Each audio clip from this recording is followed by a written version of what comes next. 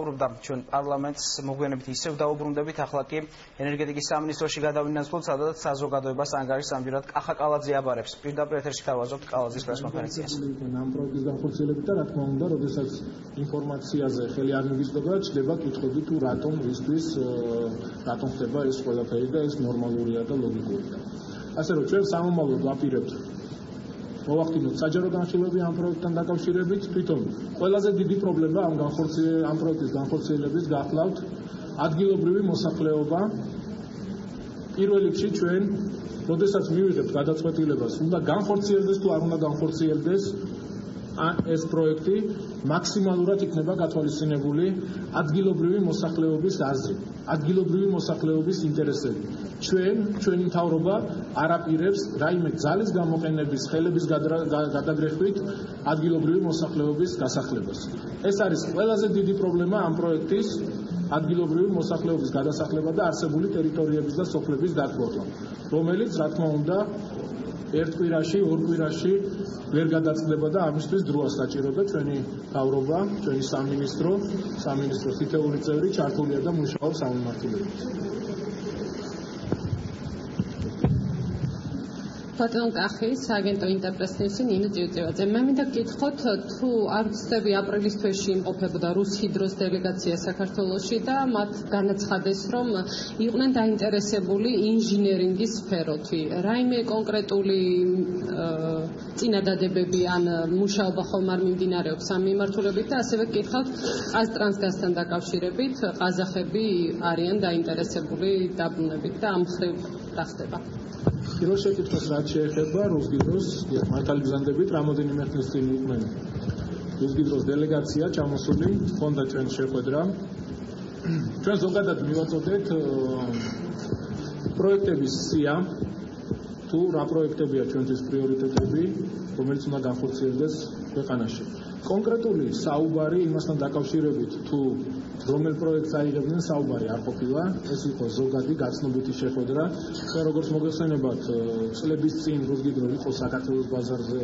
შემოსული დაინტერესებული იყო ჩვენს ქვეყანაში ინვესტიციები განახორციელებინა თუმცა ეს საბოლოოდ არ შედგა ისევ შემოbrunდნენ ისევ დაბრუნდნენ ჩვენ გავაცანით ყველა ის პროექტი როგორც მოგახსენეთ თუ რა არის ჩვენთვის პრინციპული და მნიშვნელოვანი ჩვენი ქვეყნისთვის ჩვენი ქვეყნის ენერგოდამოუკიდებლობისთვის პროექტები რომელიც უნდა განხორციელდეს და ვნახოთ თუ ექნებათ ინტერესი ჩვენ თანამშრომლობისთვის მზად ვართ განვიხილოთ ნებისმიერი პროექტი დეტალურად შევისწავლოთ მათთან ერთად რაც შეეხება მეორე შეკითხვას თბილგაზთან მიმართებაში ამასთან დაკავშირებით ამოდი ვერ გავაკეთე განცხადება და დღესაც ვაკეთებ განცხადებას ჩვენ მზად ვართ დავიწყოთ მოლაპარაკებები ყაზახურ მხარესთან მოგეხსენებათ ეს არის დროებითი მმართველი შესული თბილგაზში არსებობს კითხვები ყაზახების მხრიდან სახელმწიფოს მხრიდან და რა თქმა უნდა არსებობს კითხვები ჩვენი მხრიდანაც ჩვენ მზად ვართ დავჯდეთ განვიხილოთ ყველა ეს თემები რომლებიც პრობლემატურია მზად ვართ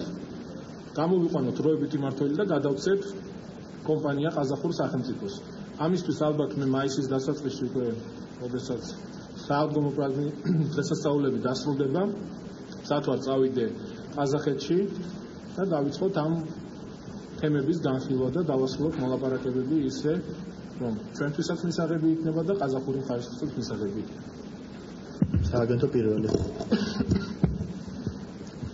თელარ გელანგე საინფორმაციო სააგენტო პირველი ბატონ კახი თქვენ არაერთხელ უარყავით ის რომ ტარიფების შემცირება არ მომხდარა ინტერაუსის რაღაც ვალდებულებების ჩამოწერის თუ გადავადების ხარჯზე ბოლოს კი აბსურდული უწოდეთ რუსული კომერსანტის ინფორმაციას ამის თაობაზე მაშინ კიდევ ერთხელ რომ განგვიმარტოთ ოღონდ უფრო არგუმენტირებულად როგორ შეძელით თელასი ინტერაუ რომ დაეთანხმებინათ ტარიფების შემცირებაზე დიახ მოგეხსენებათ თელასი აქტივებს რომელსაც ფლობს არ არის მარტო ინტერაუს 25% არის სახელმწიფოს და ეს ჩვენთვის არის ძალიან მნიშვნელოვანი რაც შეეხება მოლაპარაკებებს როდესაც ჩვენ შევქმნით ჯგუფი ამასთან დაკავშირებით რომ დაგვეწყო მუშაობა ტარიფების შემცირებაზე ძალიან ბევრი თემები განვიხილეთ იყო საუბარი წავსულიყავით იმ კუთხით რომ მომხდარიყო თვითონ ტარიფში ცვლილება, ანუ მარეგულირებელი კომისიის მხრივ, რომელიც იყო ძალიან გრძელვადიანი პროცესი და ამას ძალიან ბევრი დრო დაჭირდებოდა.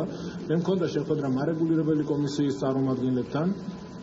Აქტიურად ყველა იყო წარმოდგენილი შეხვედრაზე სხვადასხვა ექსპერტებთან და შეიქმნა ერთიანი აზრი, შეგვექმნა ჯგუფი, რომელიც იმუშავებდა ამ ტარიფებზე. მარეგულირებელი კომისიის მხრიდანაც იყო წარმოდგენილი პიროვნებები, რომლებიც მუშაობდნენ ამ ტარიფში, ტარიფის განხილვაში. მოგახსენება, ტარიფი შედგება რამოდენიმე კომპონენტისაგან. ეს არის გენერაცია, ანუ წარმოება, განაწილება და დისტრიბუცია, გადაცემა და დისტრიბუცია. ერთადერთი, სადაც შესაძლებლობა იყო მომხდარიყო ტარიფის შემცირება, ეს იყო დისტრიბუცია. ეხლა მოგახსენებთ თუ რატომ. ძალიან ბევრი დოკუმენტაცია არის შესული პროკურატურაში იმასთან დაკავშირებით, რომ საინვესტიციო ვალდებულებები და საინვესტიციო, ასე რომ ვთქვათ, რაც კეთდებოდა იმისთვის, რომ რეაბილიტაცია მომხდარიყო, სხვადასხვა სამუშაოები ჩატარებულიყო, ძალიან დიდი იყო ისეთი შემთხვევები, როდესაც მაგალითად თუ შესასრულებელი სამუშაო იყო პირობითად ავიღოთ 100 ლარის, ამის გაწერა ხდებოდა 700-800 ლარი და სად მიდიოდა დანარჩენი ეს თანხა, ყველასათვის გაურკვეველია და ამასთან დაკავშირებით ამ მიმართულებით გამოძიება მუშაობს.